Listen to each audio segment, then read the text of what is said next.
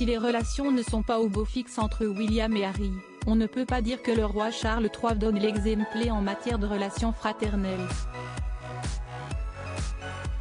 Depuis la mort du prince Philippe, anciennement duc d'Édimbourg, ce titre était retourné à la couronne, en attendant d'être redistribué.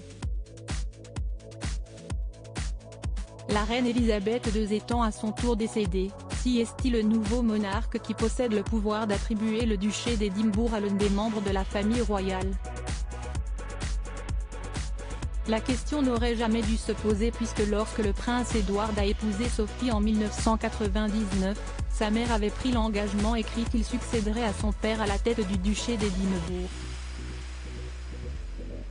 Pourtant, comme l'affirme le Daily Mail du 18 novembre 2022, Charles III ne compte pas respecter la promesse de la reine. Dans le communiqué rédigé à l'époque, Buckingham Palace avait bien précisé que le prince de Galles se joignait à cette promesse. Pourtant, 23 ans plus tard, le roi Charles III semble avoir oublié ce cadeau de mariage.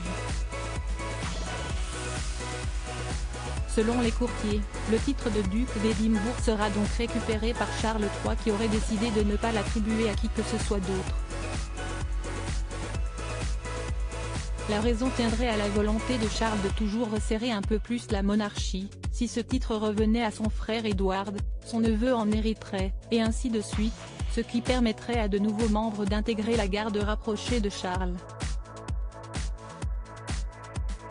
Le roi veut alléger la monarchie, il n'est donc pas logique de donner le titre de duc d'Édimbourg au comte de Wessex, analyse le Daily Mail.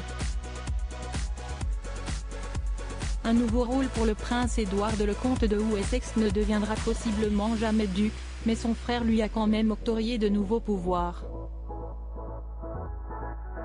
Charles III a décidé de les honorer, lui et leur sœur Anne, d'un important droit, la régence.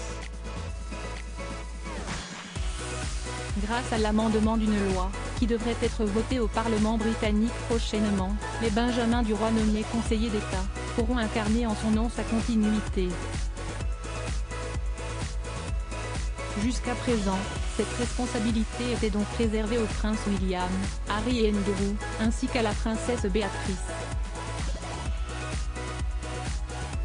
En tant que reine consort, Camilla Parker Bowles est désormais également investie de cette fonction. De nouvelles têtes sur le banc de touche, qui écartent de fait Andrew et Harry, paria de la couronne. Crédit photo, agence.